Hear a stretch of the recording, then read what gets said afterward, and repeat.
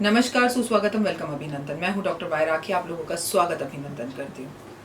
5 minute story, 5 minute stories में आपका स्वागत है। सबसे पहले आपको दिखा दूंगी, कल दिन था शुक्रवार का और आज है दिन शनिवार का। मैं अभी सुबह सुबह ये शूट कर रही हूँ। कल के अंदर मुझे ये खत मिले हैं। आपका भी किसी का खत हो सकता है। बाकी सारे खत पंडितों के पास पहुंच चुके हैं, लेकिन हमें चाहे 6 बार पूजा करानी पड़े, आपके जो खत हमें मिलेंगे हम उन खतों की ज़रूर नाम देंगे।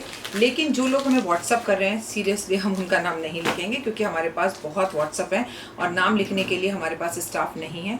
मजबूरी है आपकी कि आपके यहाँ पर कोरियर या जिसे कहते हैं तार की सेवा या जिसे कहते हैं पोस्ट ऑफिस सेवा नहीं है, तो आपके आसपास के किसी शहर में आपका कोई रिश्तेदार रहता है तो ये काम आप उन्हें करने के लिए कहें, क्योंकि हमारे लिए बहुत मुश्किल हो जाएगा। पर आई एम हैप्पी कि आप लोगों के खत मिल रहे हैं, और अगर आपका खत मुझे तक नहीं भी पहुंचा तो भी हम आपका हवन में हर चीज़ में नाम तो लेंगे। पर्सनली आपका नाम नहीं पता होगा, पर यूट्यूब परिवार जो लोग लाइक कर रहे हैं, सब्सक्राइब कर रहे हैं, शेयर कर रहे हैं, वो तो हर वक्त मेरी दुआओं में रहते ही हैं। आपको शायद ये बात समझ नहीं आएगी, बट भगवान से मेरी बात हो जाती है इस विषय पर कि सबका ध्यान रखना हमारे इस छोटे से परिवार का। आपका स्वागत अभिनंदन करती हूँ। बात है बहुत पुराने ज़माने की। एक धन्ना सेठ था, उसकी सोने की दुकान थी और उसके आसपास रहने वाले सभी लोग बहुत गरीब थे और धन्ना सेठ बेहद लालची था। एक दिन रामू उसकी दुकान पर पहुंचा और बोला, सेठ जी मुझे 10,000 रुपये की ज़रूरत है, मुझे उधार दे दीजिए। उसने उसका बहुत अपमान किया और अपमान कर कर बोला, जा यहाँ से भाग, यहाँ फ्री में कुछ नहीं मिलता, कुछ है रखने को तो रख, गिरवी रखने को तब मैं दे सकता हूँ, तो कौन है, मैं तुझे जानता ही नहीं। रामू ने बोला, मैं आपके साथ 20 साल से रह रहा हूँ, इसी शहर में रहता हूँ, इसी कस्बे में रहता हूँ, इसी गांव में रहता हूँ, क्या आप मुझे नहीं जानते? तो बोले, मैं किसी भी गरीब को नहीं जानता। उसने उसका बहुत अपमान किया और उसे 10,000 देने से मना कर दिया। तो रामू की माँ मरने की कगार पर खड़ी थी, उसे अस्पताल से इलाज और दवाइयों की सख्त ज़रूरत थी।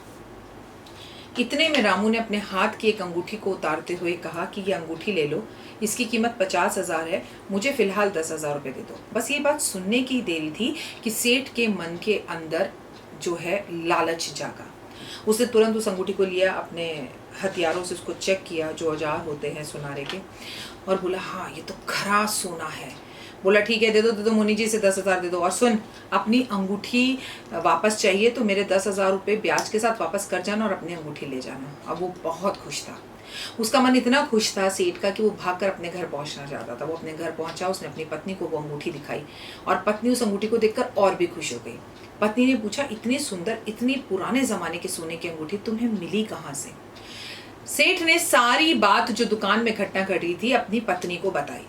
पत्नी ने भी समझदार पत्नी की तरह अपने पति को सही मार्गदर्शन दिया और वो बोली, ये तुमने गलत किया।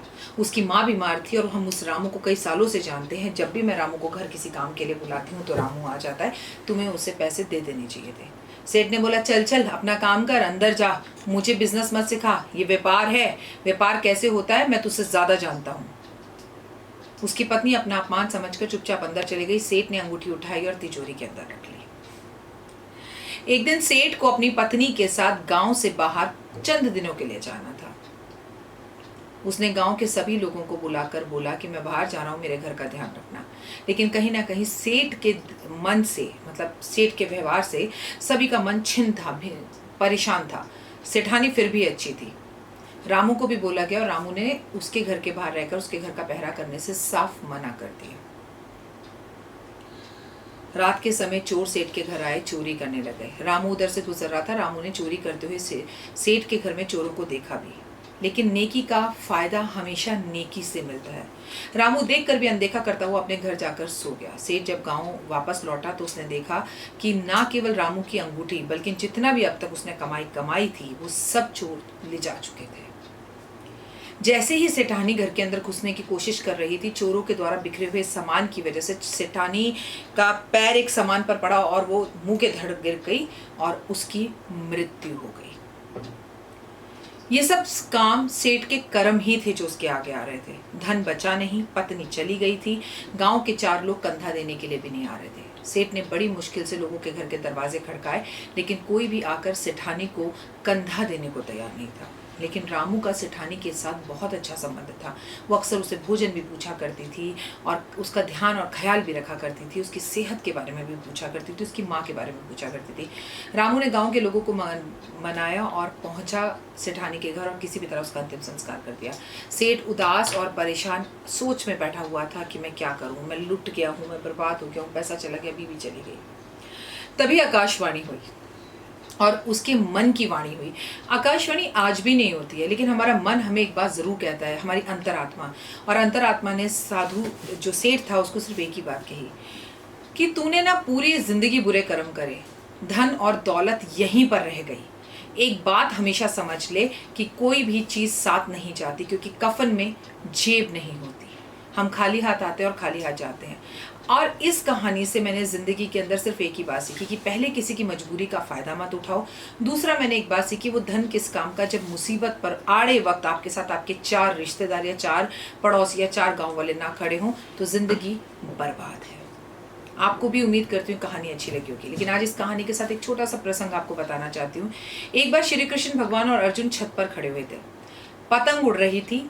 अर्जुन ने मुस्कुराकर बोला, कृष्ण जी, अगर इस पतंग की डोर को तोड़ दिया जाए तो कितनी दूर तक ये पतंग जा सकती है?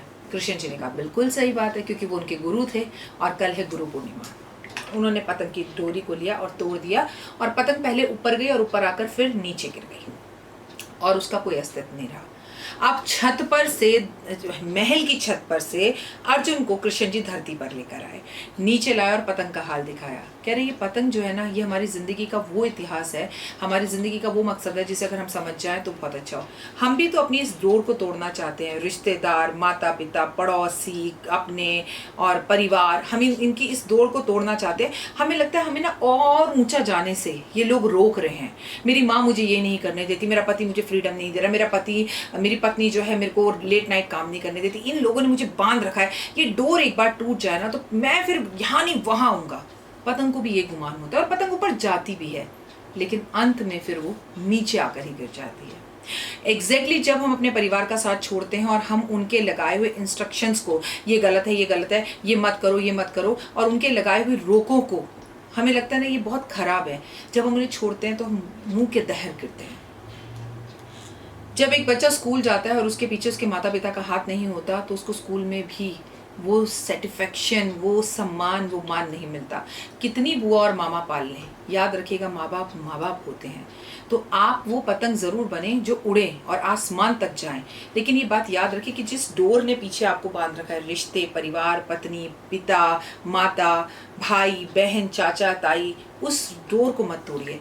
वो डोर टूट गई, थोड़ी देर ऊपर जाने के बाद आपका अस्तित्व फिर धरती होगी, और जो धरती पर गिर जाए, कहते हैं ना गिरी हुई चीज़ को नहीं उठाना चाहिए। पतंग आसमान के लिए बनी है, धरती के लिए नहीं बनी। अब चॉइस आपकी है। फिलहाल मुझे दीजिए इजाज़त, अपना और अपनों का ख्याल रखिए। आज पूर्णिमा है, व्रत वाली, इसकी शुभकामनाएं, और कल गुरु पूर्णिमा है। आज दोपहर 12 बजे आपको मेरी एक वीडियो मिलेगी सोमवार के जो है व्रत सावन के, उससे जुड़ी, और एक वीडियो आपको मेरी दोपहर को 2 बजे मिलेगी। एक वीडियो मैं सुबह 9 बजे डाल चुकी हूँ, तो आज आपको टोटल 3 वीडियो मिलेंगी। आपको लगातार एक दिन में 2-2 वीडियो मिलेंगी। Please do not miss, please do not miss. फिलहाल दीजिए इजाज़त, नमस्कार।